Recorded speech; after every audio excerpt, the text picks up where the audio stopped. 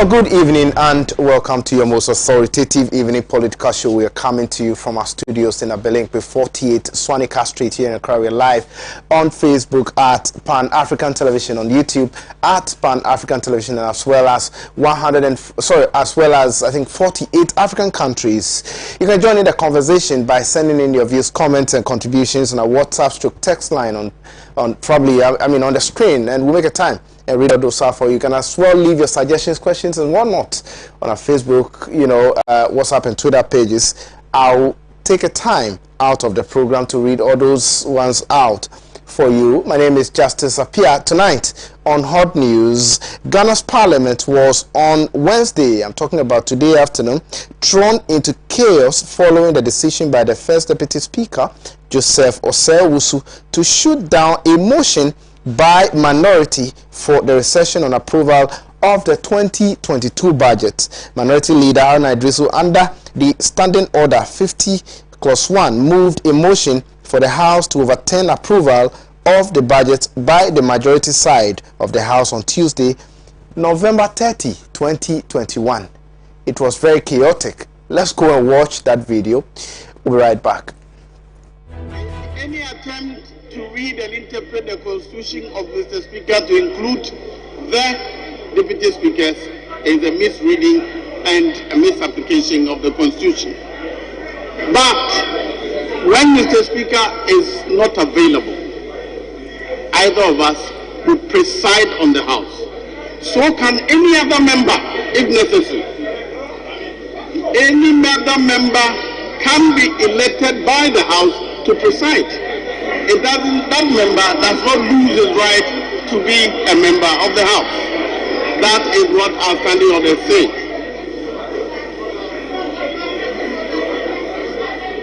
Honourable members, when it comes to the question of voting, it is very clear. Any time any of the deputy speakers or any other member elected to preside is in the chair, that member does not vote. That has never been in dispute. Anytime a member is presiding, either a deputy speaker or a member who by necessity is elected from among members to preside, that person does not vote. When members argue that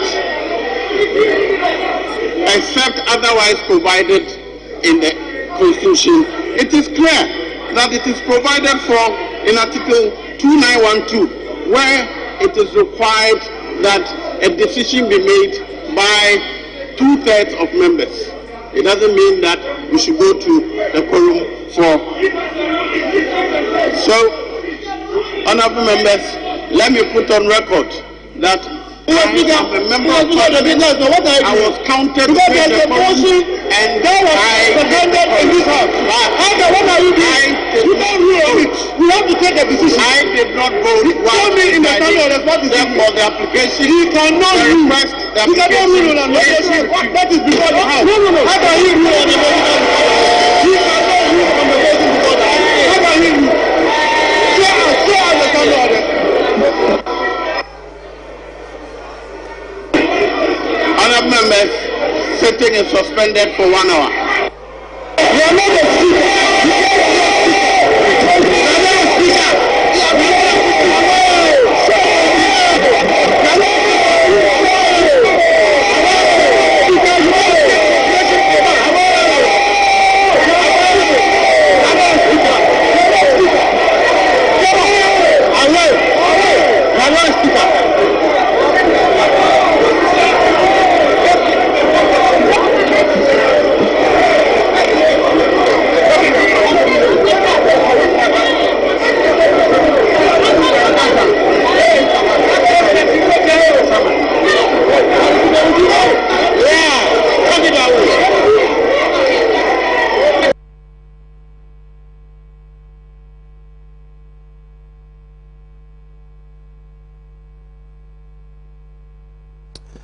welcome back. That was what happened in Parliament today. You know that yesterday the majority caucus in Parliament approved the 2022 budget, which was rejected by the minority caucus on Friday. Today, the minority, led by the minority leader Haruna Idrisu, under Standing Order 50+1, moved a motion for the House to overturn the approval that was made by the majority yesterday on the budget and all of that. That did not sit well with the majority, and of course the deputy speaker, the first deputy speaker, who sat in for the speaker himself. There were a lot of arguments on the floor, but one that really caught my ears has to do with the fact that the first deputy speaker said he is just, you know, a first deputy speaker. He still remains a member of Parliament, and so he is not the Speaker of Parliament, and for that matter he is supposed to be part of 138 members of Parliament. You also know that according to Article 104 of the 1992 Constitution, Clause 1, it states clearly the number of persons who should be in Parliament, of course, when voting is ongoing, and also that's the Clause 3 or so, I'm not too sure, also talks about the fact that if the votes in Parliament are equal, the motion will be taken as lost and all of that. So this has been, you know, one that both sides are battling, because you know that both sides are having 137 MPs each in Parliament, and it takes the independent member of Parliament to determine where the votes should go. He has also indicated that he is doing business with the MPP side, so that makes them a simple majority by 138.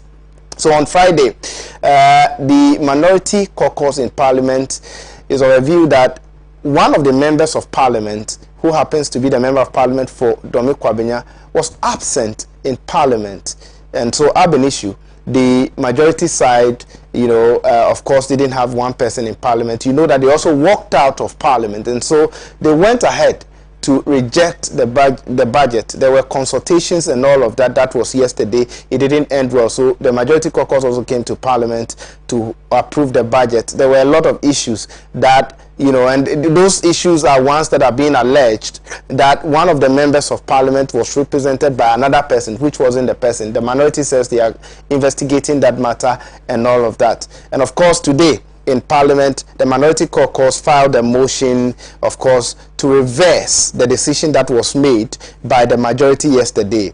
It didn't sit well with the majority, and of course, the Speaker of Parliament, the first Deputy Speaker of Parliament, who sat in for the Speaker of Parliament himself, Alban Bagwin, he created some sort of, you know, chaotic situation in Parliament yesterday. I've been joined, in Parliament today, and I've been joined in the studio by Member of Parliament for Wa Central, Honorable Dr. Rashid Pelpo, who probably was in Parliament, will tell us what transpired, why they whisked away the Speaker's chair and all of that. Honorable, good evening. Thank you so much for joining us tonight on Hot News. Yeah, good evening, and thank you so much for this kind invitation. Right.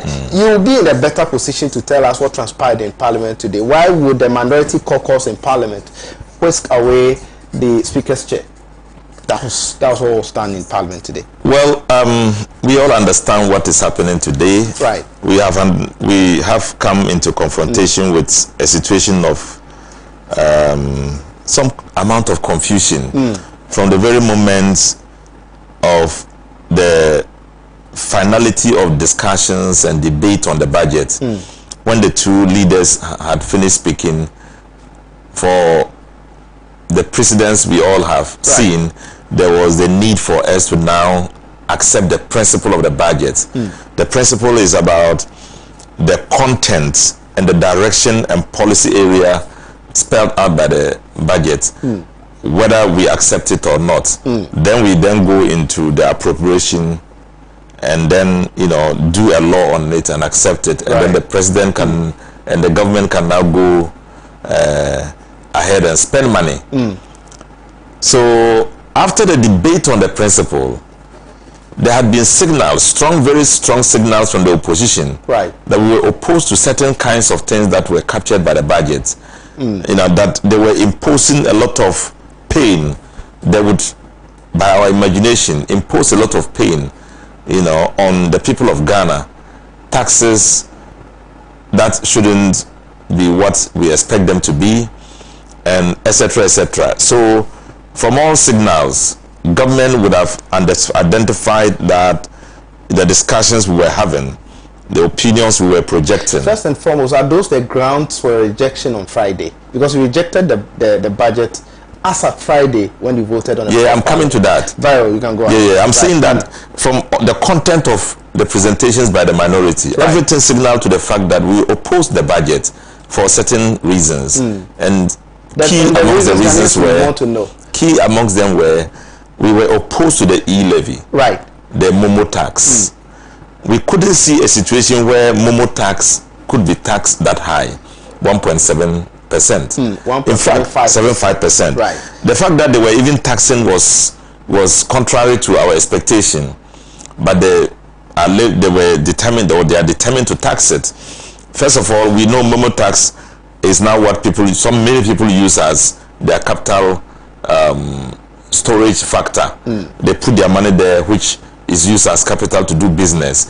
We know the type of taxes that are imposed on people. We have direct tax, which is your income tax. You have indirect tax, which is your consumption tax. But taxes that are used to look for money stored in your phone or sent from business person to another business person is capital tax. Nobody tax capital tax, so we're against it. We're also against the fact that you have the Ajapa bill or the Ajapa deal, which we oppose, brought back into the budget, sitting there prominently. And we all know what Ajapa is. They have done a lot of, the fact that they have encumbered a lot of our cash sources, our GET fund, our road fund, etc. So many of our funds are mortgage. And what was left, or what is left, is the fund we get from our gold proceeds. The gold they produce in Ghana, the monies they pay to us, it has gone up to about $160 million. They are putting it in a company called Ajapa, which leadership or ownership is not clear, and with a law that says that these people who are managing it cannot be changed even when there's a new government. So they want to make Ajapa a recipient of the 160 million a year to do business and to pay back to us. I see. And we thought that shouldn't also be in the budget. So these two, the third one was the ACA, the ACA deal, which we actually also oppose. There are several of them in the bills, the law that in the budget that we oppose. So if after all the taxes they have gotten, after the petroleum tax, which increases by the day, which is making it difficult for people to travel easily, you will now go ahead to impose other taxes like this. We thought that the people of Ghana needs to be fought for. This is not a matter that should create chaos in Parliament. What happens to consensus building? Okay, so why haven't you built first you talk about the Friday. That's what I was talking about, Friday, why we opposed Friday.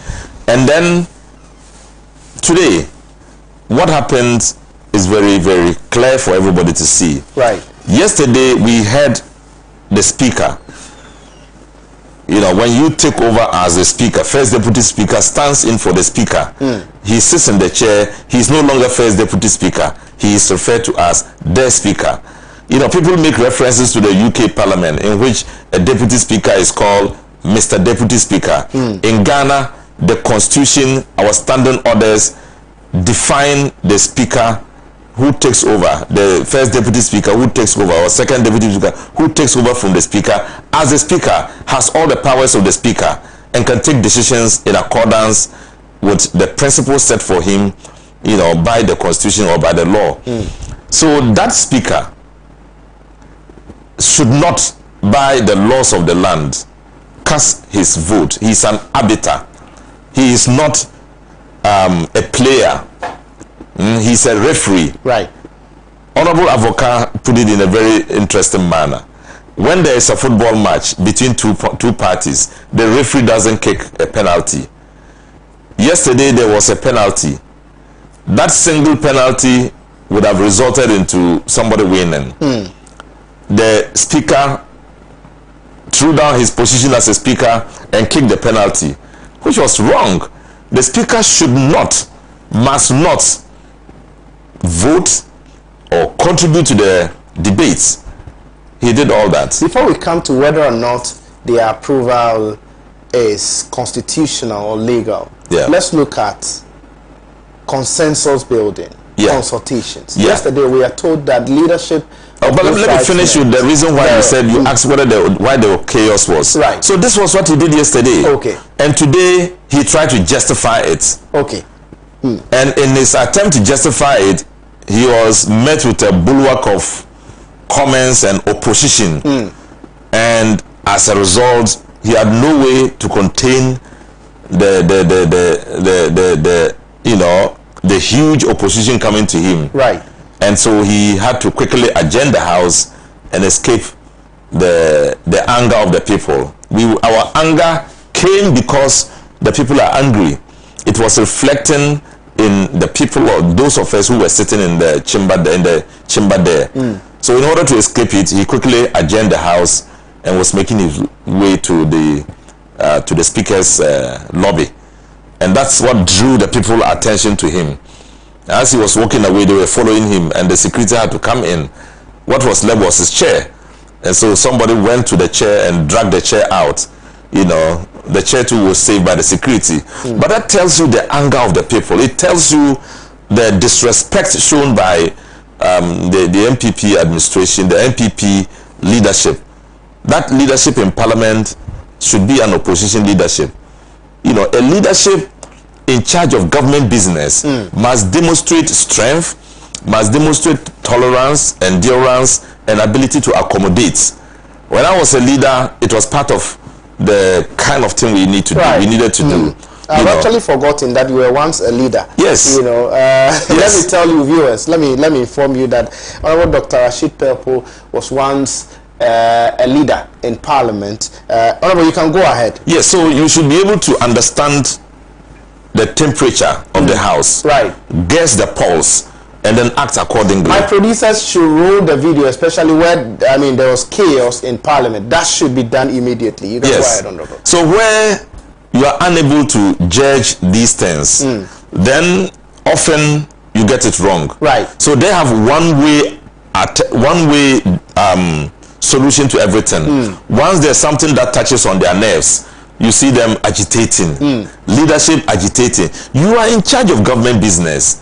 Once you are in charge of government business, you should understand that you need to calm down tempers before you move on. Right. But Chimensa and his people, aggressive, intolerant, and we cannot tolerate that kind of behavior. We stand in for the people. The strength of the people is more than the strength they are demonstrating. Right. And so we will always consistently fight against them and get the right thing done. I want Ghanaians to be assured that this thing cannot be allowed to go on. The kind of behavior, people who have spent the money, all the money that they have spent, all that they borrowed. Remember, we just spent from the totality, from Nkrumah to John Mahama, we spent 120 billion. Right. They came in and then spent 220 billion. Can you imagine that? I see. Yeah. 220 billion. Yes. They came in and spent 220 billion. Twice the amount of money we all spent from independence to John Mahama. Within 5 years, they have spent that much. You have spent this much money. You cannot show what you have done with it. Right. And then you are trying to tax Ghanaians to this extent. That is the point I'm saying, that we will not allow them. Right. You've just arrived at the taxes, but the question still stands. Yes. That yesterday we were told that there was a consultative meeting between the two leadership. Yeah. Of course, due to that, you did not even, start the business on a day as of yesterday on time. Yeah. The question is, what happened to consensus building. This is not an issue that should have created chaos. It shouldn't have been at all. Why haven't you built a consensus at a consultative meeting? The opposition, we are open up for consultation. Right. Nobody should misunderstand the fact that we are determined. We want to help build Ghana. Right. We are nationalistic in our approach, and we will never do anything that will destroy the essence of development in this country. Okay. We'll complement it in opposition. So the signal to us the day before yesterday that there was a need for us to have a dialogue because of our opposition and because of the fact that we have made certain proposals and we wanted them to comment. And so they said, well, we will comment, but we want us to have a meeting so that we could talk. Our people went for the meeting on Monday, stayed in the office from 2 o'clock right up to 7 p.m. Okay. They didn't show up. They went home. When they got home at 8 p.m., they called and said, well, now we can now have the meeting. I said, well, the people asked, why? Why this kind of strange time? So the proposal was that, look, let's make it yesterday at 8 p.m. So yesterday, everybody was there at 8 p.m. There was consultation up to about 11. Then the proposal was that let's go to our various parliamentarians, our various caucuses, and have a discussion on what happened. Okay. And then so that we can all agree on all the levels. They came, they met opposition. I can tell you, they met opposition within us, but we respect our leaders. They brought up the issues. They brought up all the things we can agree on. They had agreed on A, B, C, D, but they said after the C, D, E, F, they won't agree. And then eventually we decided that... Which of the issues were they not able to agree on? They said... The 1.75%. They said Ajapa, okay. They will not give into it. All right. Yeah, it was one thing they said, as for that one, they won't give it. What are their reasons for not allowing... So not Ajapa, not Ajapa. The e-levy. Okay. The e-levy, they won't give up on that. What were their reasons? No reasons at all. They said that's the budget. It's like they build a budget around that single effect. Okay. So they said they won't give into that. And we gave them an alternative. Look, the e-levy is going to give you about $6.5 billion. Right. If you listen to us and reduce it to 0.5 or maybe 1%, you are going to, or less than 1%. If you bring it to less than half of the money they have proposed, you will get about 3.2 billion. Yeah. It doesn't mean you get nothing, but the people of Ghana will get some relief. And they said no, they won't tolerate that. Okay. So once they insisted they will not tolerate that, it had broken down the negotiation. Okay. So they decided that they won't talk anymore. They will go. Let's go to Parliament and then fight it out there. We knew what they were going to do. I'm telling you, if our people had gone there yesterday, there would have been some big fights. I see. Yeah. So many people suggested... What would they have possibly done? Oh, they would not tolerate the speaker saying, I too, account me too, and me too. Nobody was going to tolerate that. I mean, you can even see when he tried to explain the kind of thing that happened there. Let's come to the legality or otherwise of what happened yesterday in Parliament. It was completely illegal. What happened yesterday was completely illegal. According to the Speaker of Parliament, the first Speaker of Parliament, interpreting Article 1041 of the 1992 Constitution, he said that you don't need 138 people voting. You need half of Parliament present in voting. But it doesn't necessarily mean that his presence over there, he should have voted. The fact that they had 138 members of Parliament, including himself, makes them half of Parliament, and they could vote to approve the budget. What's your reaction? Is it what you said is completely contrary to what happened yesterday? I see. If you said, look, there are two types of being in Parliament. One, being present in Parliament and being marked present in Parliament. Okay. Two, voting and being marked as voting. Right. being present in Parliament is okay.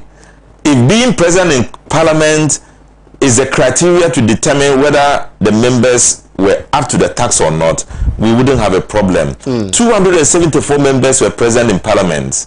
Whether you walked out or not, you were marked present. Okay. So when you have that number, and out of 137 voted against the budget, logically it was fine. Okay. Because there were 274 people who marked present. Whether you walk out or not, the number of 274 were marked present. Honorable, according to the Constitution, you need 138 people in Parliament to form half of the House. True or false? I'm responding to the issue you raised about the first Deputy Speaker. Right. When he said he being part of the 138 meant that they were half the number. Yes. And so if they voted 137 over what? 137 and what was against? 0 was against. It means there were 137.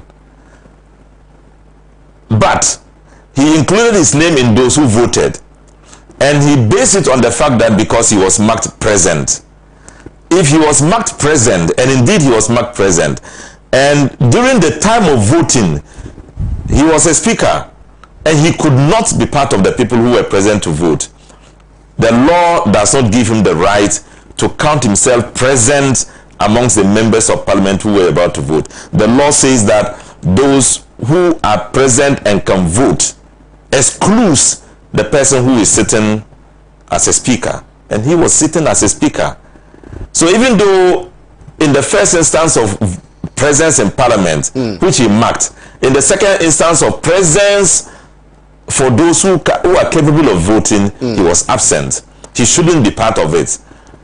And that is where the contradiction came. I see. So once he voted, he contradicted the core principle of a speaker being an arbiter, being a referee, you know, and against the Constitution. So essentially, he violated the rule, completely violated the rule. And what they did there cannot stand the test of time. So to our thinking, the budget is still not, the budget is still opposed, you know, it's rejected by us. That killer budget is opposed. We are rejecting it. We have rejected it. It stands rejected. What they did contradicts all sense of reality and legality. Oh, to the first Deputy Speaker of Parliament, he wasn't even talking about the fact that he voted. He was actually saying that, one, Article 104, which is backed by your standing order, Order 109, talks about the fact that you need half of Parliament present when it comes to voting on a motion and all of that. True or false? True. And he was trying to say that he himself plus the 137 other members of Parliament yesterday formed half of Parliament. No, when outside Parliament, before he comes into the Parliament and into the Speaker's seat, when he climbs to the Speaker's seat, his name is no longer amongst members of Parliament who was voting. He has sacrificed. That sacrifice is the appointment he got. Okay. If he didn't want to be sacrificed, he should have told his people at the choir that he wouldn't want to sacrifice them by sitting in Parliament, and that he will stay on the floor during plenary and vote, so that he wouldn't have accepted that appointment. But once you accept the appointment, it comes with some amount of sacrifice, and the sacrifice is that you lose your position anytime you sit in Parliament. Yes. So he lost his position as a member of Parliament capable of voting once he ascended the seat of the Speaker. And it is very clear in 104, you know.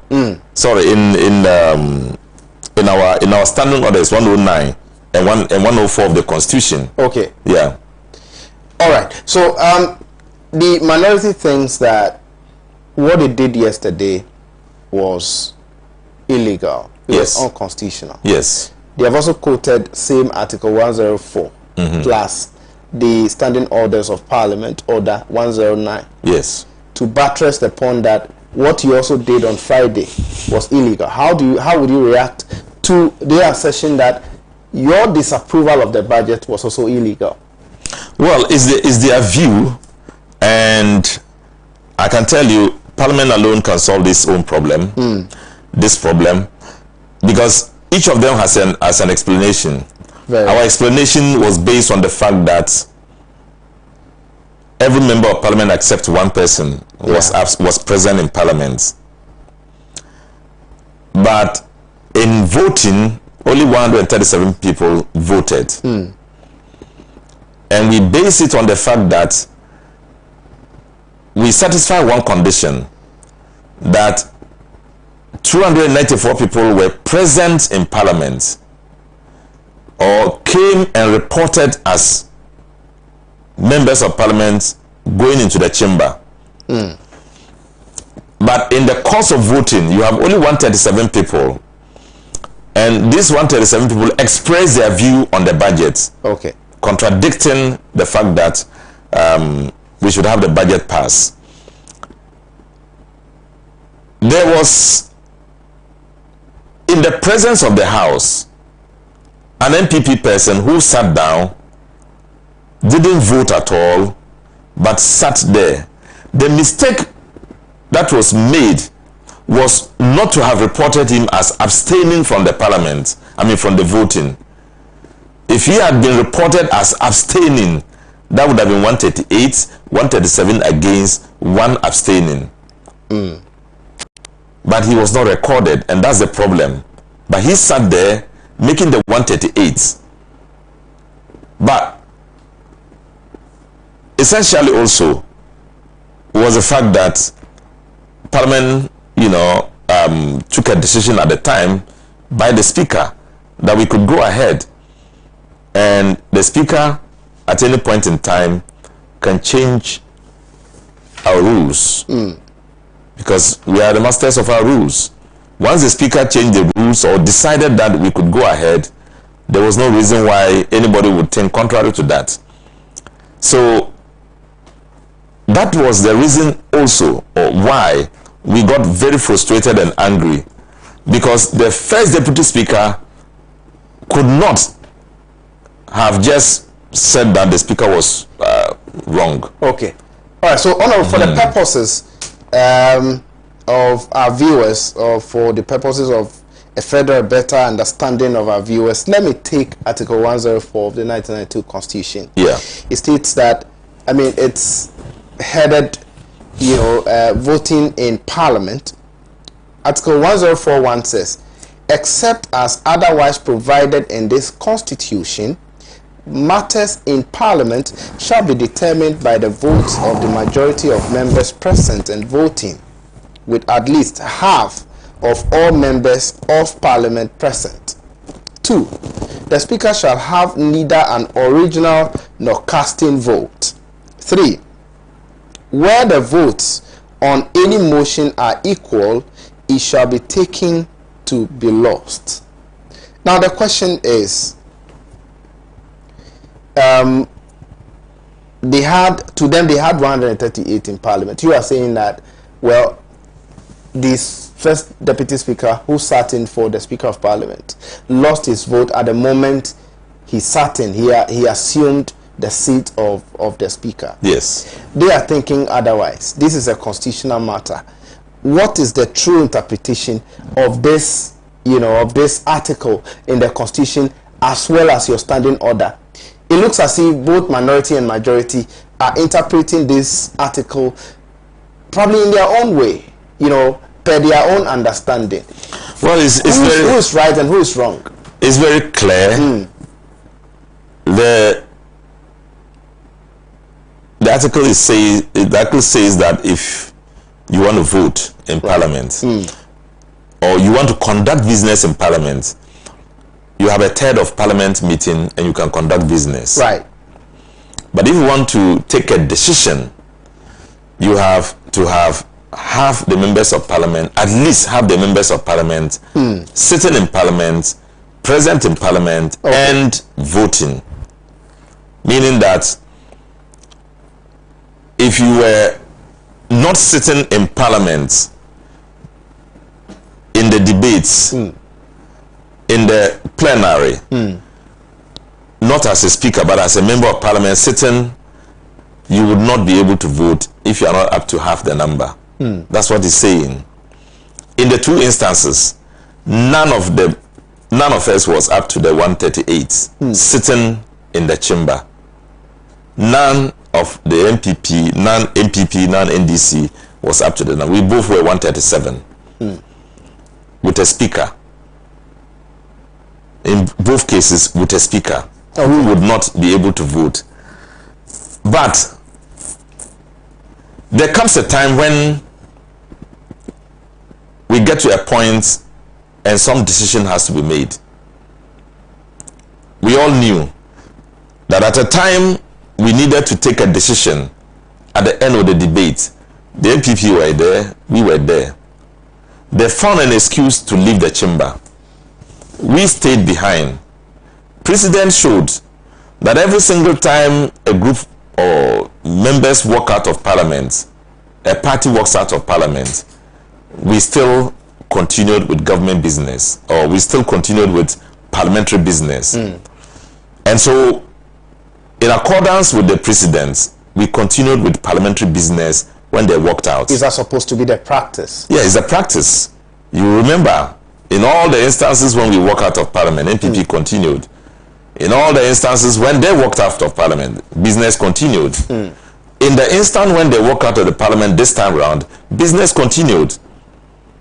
And the business continued for us to demonstrate whether we want to have the budget or not want to have it. And so we decided that we didn't want to have the budget.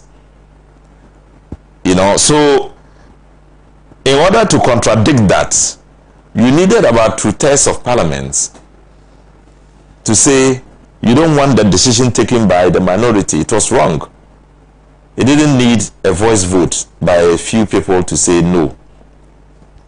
And in justification to probably their decision to approve the budget as of yesterday, they think what happened on the floor of parliament during Speaker Dwajaho's is actually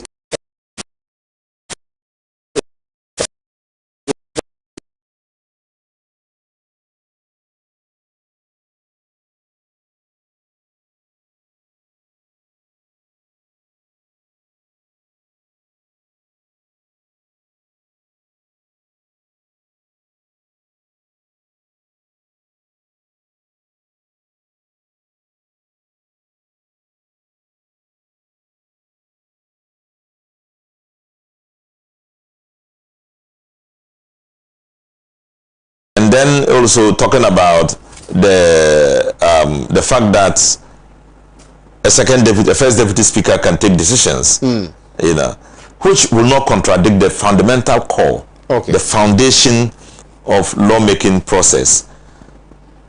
And I would have wished that the first deputy would have made reference to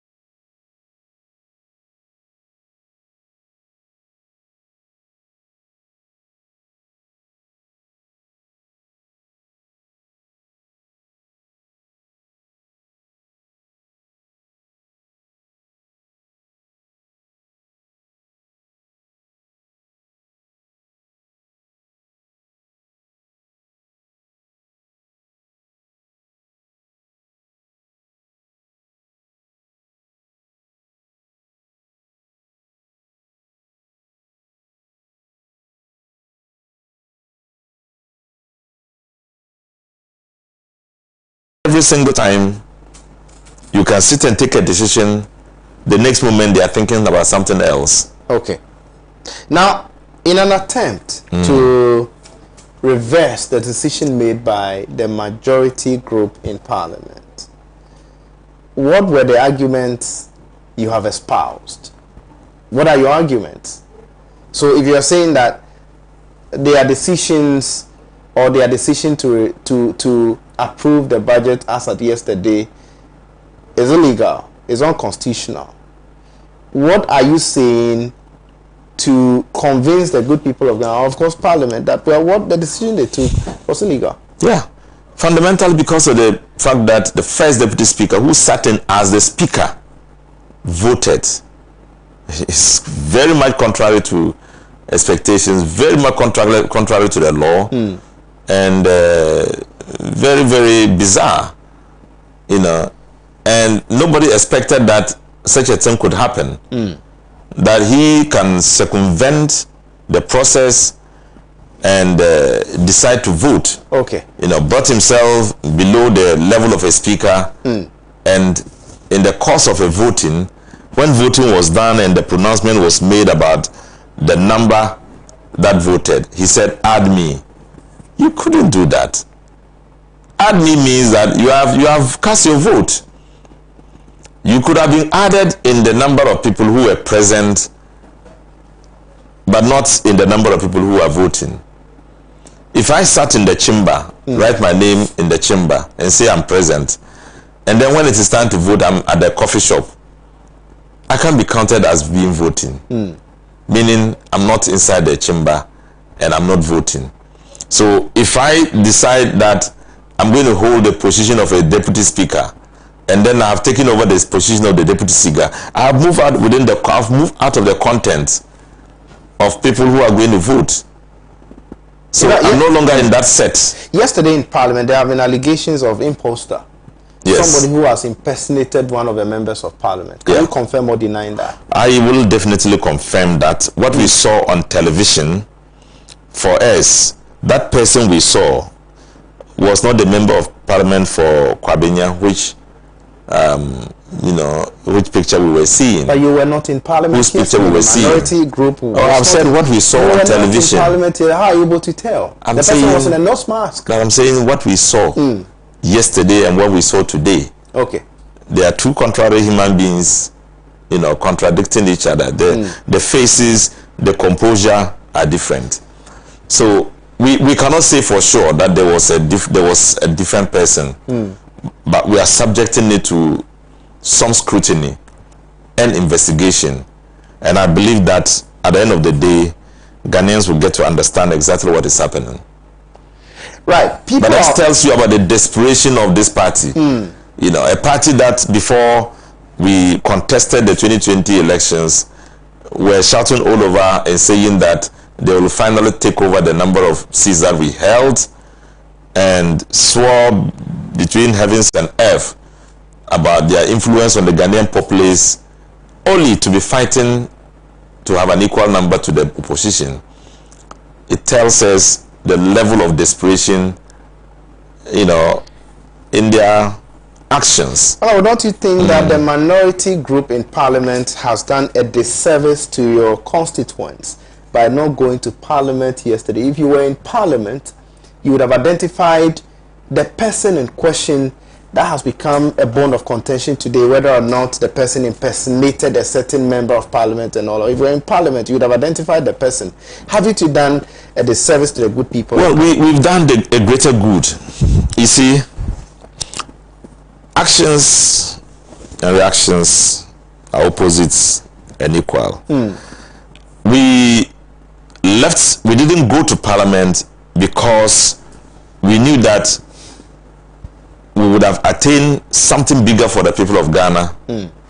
We wanted a situation where the same reason they are accusing us of not meeting the fundamentals, meeting the legal requirements, we will subject them to the same principle. Okay. That they will also go to Parliament. They will have 137. There will be a speaker. Speaker doesn't vote. Let us see how they are also going to perform. But we are not going to add to their number. They walked out. It was quite different from why you did. No, we didn't walk out. We decided we wouldn't go to add to their number. They walked out because they felt that, or they still feel, if you may, that the Speaker of Parliament didn't have that right to take a decision as to walking out the finance minister and all of that. They think that the decision taken by the Parliament on Friday was one that is uncalled for. I don't know where you got that. I don't know where you got that from. Nobody communicated to the speaker the reason they walked out. There was one. Well, they had a press conference to tell the good people of Ghana. But that was completely wrong. Don't be fooled by that. Okay. Because if you want to communicate in Parliament, the reason you are taking an action, you communicate it to the speaker, and everybody hears it. We all saw an individual amongst them who had no knowledge of the standing orders of Parliament, who had not been a member of Parliament for just being the first-time member of Parliament. Who is that member of Parliament we were talking Some about? member of Parliament, I've forgotten his name. He got out there and was mobilizing his people and pushing everybody to go out because they said they saw Asidun Ketia sitting at the gallery, at the public gallery, which is not within the chamber. That is very, very absurd.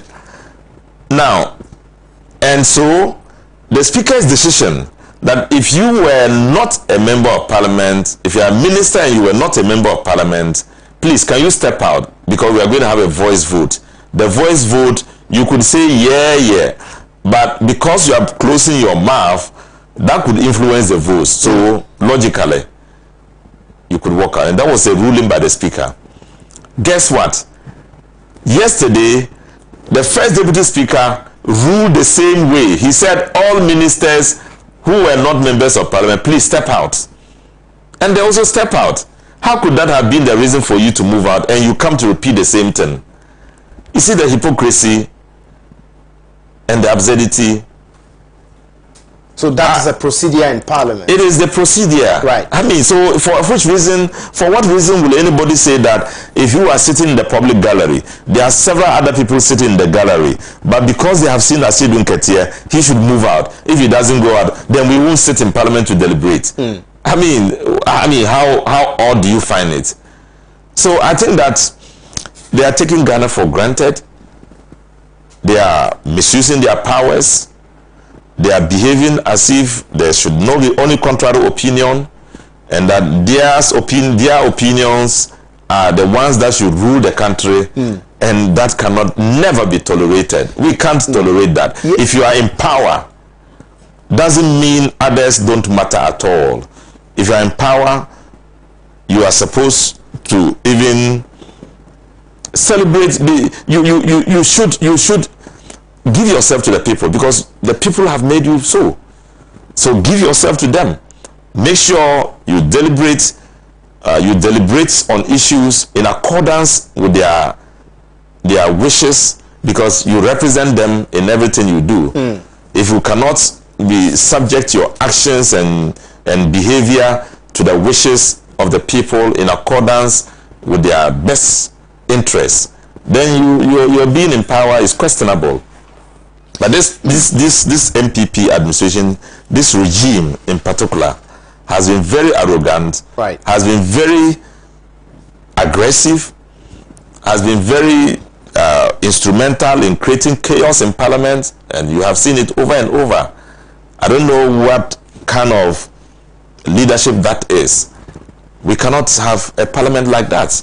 But I can assure the people of Ghana, every single time they want to bring this kind of thing to abuse the power reposed on us by you, we will fight on your behalf. Yesterday I had you have once been, a leader. Yeah. Was it a majority or deputy majority leader? Yes.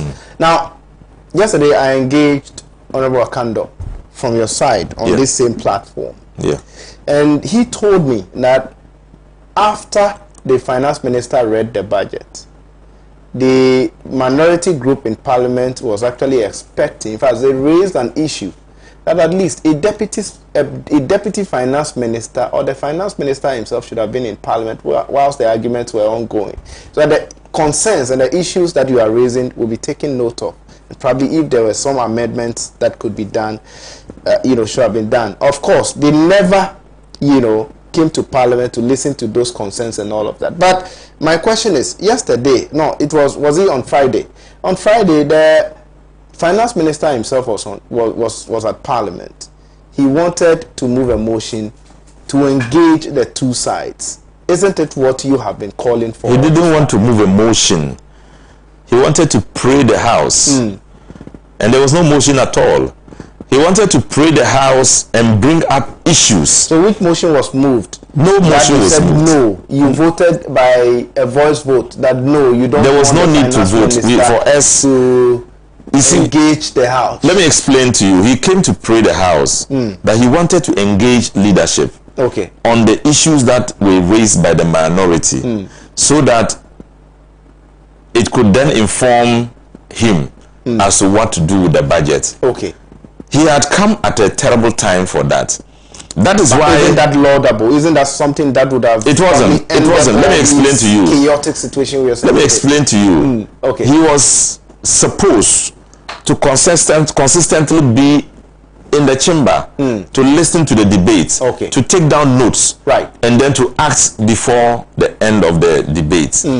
If you waited until the debate ended, and then you say, "Oh, I now have certain things to change, so if you can engage us," he would have, first 3 days of the debate, he should have started engaging leadership, because I have told you from the beginning that consistently all the issues we've brought up, the line of debate, line of dissension, line of opposition, were all in the direction of opposing the principle of the budget and then the appropriation that subsequently will come out.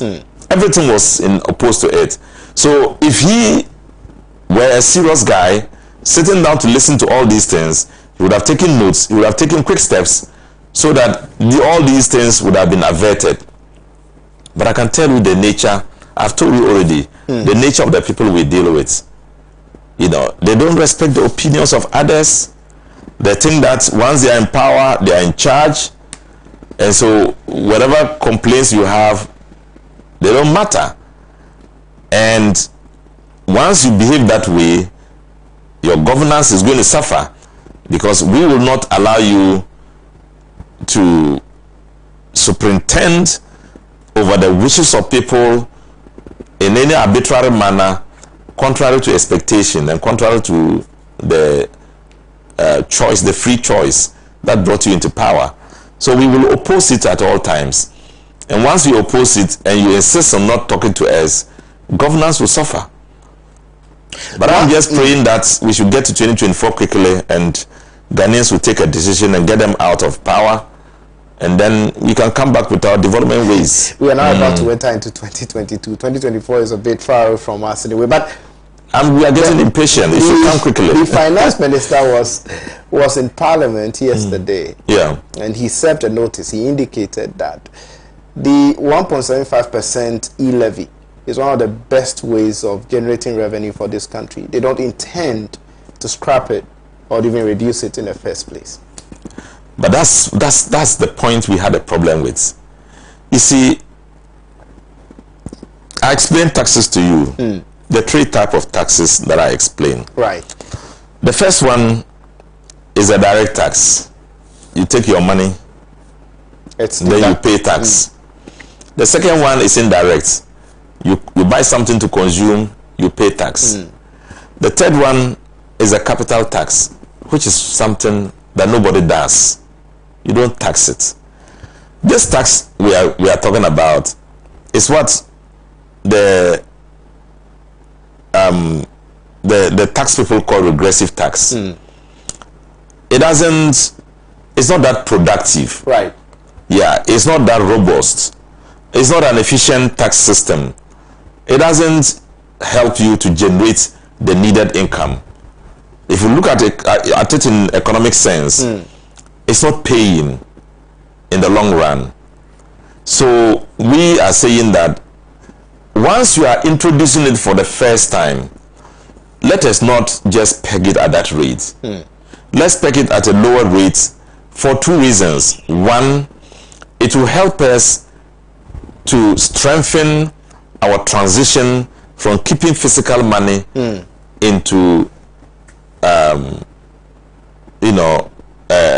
money in paper, money in the air. And so because of that, if you impose such a strict sense of tax, it's going to take away the essence of what Baumia called digitization. It will not help us to transit into the digitization realm. So let's do it slowly, let's cut it down, and let's move gradually into it.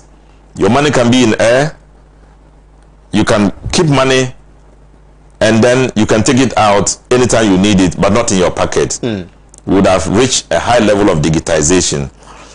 But once you start digitizing and then you kill it by imposing regressive taxes, it doesn't take us anywhere. It will mean that once you keep your money in a digitized form, you pay for it. Nobody will want to pay for money kept in a digitized format. It is as if it is a crime when you put your money in a digitized form. You know, bank transfers will be charged. Money transferred from your mobile money to another person will be charged. Capital monies kept in a digitized form and transferred to another business person will be charged. And we thought that, look, it's not good for the country. Well, some Ghanaians are of the view that what happened in Parliament today, where the Speaker's, of course, chair would be whisked away and all of that, is unparliamentary. Members of Parliament of your magnitude shouldn't have done a thing like that. How would you respond to those people who are saying so? You see, the chaos that was created in Parliament today is one that Ghanaians are worried about. They think that as honorable men as you are, it shouldn't have happened. When it comes to defending the rights of the people, it's important for people to realize that there are no barriers to insist on the tenets of our constitution, on the fundamental values of rights and wrongs in this country, of upholding the rights of people and insisting on it. If you allow the laws of the land to be traduced, to be abused by a system that is not corrected, the bigger danger is going to be that the whole system will be destroyed. I would prefer a situation where we have a conflict in Parliament and not have a coup d'etat. I would prefer a situation where people will get and hold at each other in Parliament and not have the military moving in there. You know, I prefer a situation where this thing will happen in Parliament and we save the money of members of Parliament, of the country, and use it for development rather than put it in the pockets of people who will chop the money. I prefer a situation where we will conflict in Parliament. So the nation does not have, we don't have people holding guns against each other and fighting. I prefer a situation like this than the bigger discomfort we will see outside. What you saw there is every time, those are the kinds of things that happen in this regime. Since this regime, these things have been very recurrent because they have insisted in doing the wrong thing using the right established systems, legally established systems. Look at what they required, why they walked out. Was it parliamentary? You are in Parliament, ready to take a decision on a very, very important thing like the budget. Then you just simply say that somebody is sitting somewhere, he should go away. If not, we are moving out, and then move out. Is it parliamentary? It is the nature of the regime we have that is causing all these improper behaviors. That the public calls improper behaviors, but in the interest of the general public. I think that the Ghanaians, the people of Ghana are watching. We are doing it on their behalf, and because of that, they are not fighting each other. We are fighting for them inside Parliament. Because of that, you can see externally people fighting. It is a better approach than to create more chaotic situations in the neighborhoods. I think I've been prompted that my time is up, but I'll ask you a final question. Yeah. What's the way forward? Would the minority group in Parliament relent on their effort to make sure that this budget, you know, of course, is passed or not passed? You know, in the course of what you call the chaos in Parliament, a few people came over from the majority side to the minority side, and had conversation with us. What they are saying is that, look, we are now ready. Let's sit down and talk. Let's sit down and talk. I think we should sit down and talk, because this thing that we are doing, we don't like it. It's not good, and that's good. If you begin to reason that you are not the only person in the system, you are not the end, the beginning and the end of all ideas and opinions, and you begin to share ideas, so we can have our two. This is not a parliament, the normal kind of parliament you see the government doing anything they want. It's a hung parliament. You know, it's a parliament that has equal numbers of people. I want to ask you that, aren't you taking advantage of the fact that you have a hung parliament to prevent government businesses from going on? No. We are taking advantage of that to put in the system what you are thinking as a person, what the public of Ghana, their fears and aspirations, we are addressing them in a government that did not address them in the past. If this parliament were there, they couldn't have taken this $220 billion and chopped it without putting money, without building the kinds of roads they say they will build, you know, without constructing the kind of school buildings they say they will construct and didn't construct. Right. If we had such a parliament, that would have been very useful to curb them from the absurdity, I mean, from the outrageous expenditures they did without content. So this is a very good parliament. We are using it to address the challenges of Ghanaians and to make sure their fears and aspirations are recognized, and that's when you talk about... There was a first consultative meeting, and you guys have not, you know, come to any agreement and all of that. What makes you think that this time around, if they approach you, you agree on? Maybe this time around they would have reasoned that they can't go anything without thinking and without talking to us. You see, at the first consultative meeting, we had ideas put across to them. Right. And then they absorbed, they took them and said, well, let's go and consult. They came back and said, we are not taking anything. Maybe when they get back, they will get to realize that that cannot happen whilst we are there. Maybe. You have indicated that you won't allow what is happening to go on. You won't allow the majority group to have their way in Parliament, especially when the thing is wrong and would not benefit the good people of Ghana. Yes. It's a warning, an indication that anything that you think, the minority group thinks that would not be in the interest of the good people of Ghana will be kicked against. Are we going to see any headway to some of these issues? Should we go to the negotiation table and nothing fruitful comes out? We infer from the spirits of the people of Ghana. If we think that it is the general wish of the people of Ghana, we will stand for it. Right. If we infer that it will benefit the nation more, we will stand by it. If we infer that anything will oppose the nation, will oppress the nation, will create chaos in the nation, will destroy the goodwill of the nation, we will be opposed to it. Right. And that's our principle. We do things to better the people of Ghana, for the general wish of the people of Ghana, and the general benefit of them. Your final words? Final word is that I pray that we have a budget. We are not against Ghana having a budget. It's contradictory to the principle of nationalistic thinking. We want to have a budget, but we want to have the people who are holding the fort of power to listen to the opposition. We want to have a budget that benefits the people of Ghana. Right. We don't want to have a budget that accumulates money for people who would spend the money without enough reason to the people. So we will support a good measure to create value and to get a good budget for the people of Ghana. We are not chaotic. We want peace and we want the progress of Ghana. Thank you so much, Honorable, for coming. I'm so grateful for your time. This was time will allow us on the program. My name is Justice Appiah. According to the minority group in Parliament, they are not against the budget. They want us to have a budget so that government business will continue. But they want the right thing to be done. The budget must be in the interest of the good people of Ghana. They are not chaotic. Make a time with us, same time tomorrow. Goodbye.